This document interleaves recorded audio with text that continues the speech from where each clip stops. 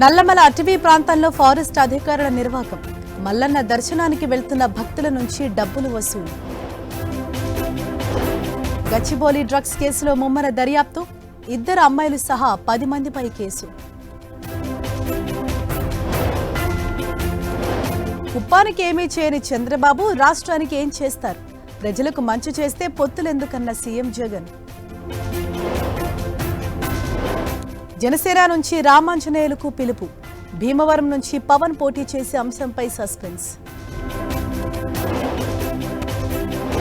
మైలవరం టీడీపీలో కొనసాగుతున్న ఉత్కంఠ. టికెట్ కోసం దేవినేని ఉమా, వసంత కృష్ణ ప్రసాద్ పట్టు. ఎల్ఆర్ఎస్ దరఖాస్తులపై తెలంగాణ ప్రభుత్వం కీలక నిర్ణయం. మార్చి 31 లోపు లేఅవుట్ల క్రమబద్ధీకరణ.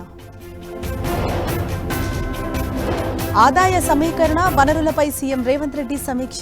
వాణిజ్య పన్నుల విభాగంలో లక్ష్యాన్ని పూర్తి చేయాలని ఆదేశం. సిసోడియాకు అసెంబ్లీలో సెల్యూట్ చేసిన ఆప్ ఎమ్మెల్యేలు. లిక్కర్ కేసులో ఏడాదిగా జైల్లో ఉన్న మాజీ మంత్రి. సుప్రీంకోర్టును ఆశ్రయించిన మసీదు కమిటీ. జ్ఞానవాపిలో హిందువులను పూజలకు అనుమతించడంపై పిటిషన్.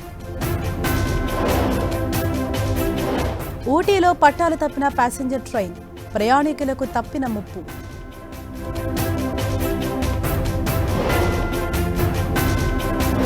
రాంచీ టెస్టులో ఇంగ్లాండ్పై భారత్ ఘన విజయం. సిరీస్ కైవసం చేసుకున్న టీమిండియా.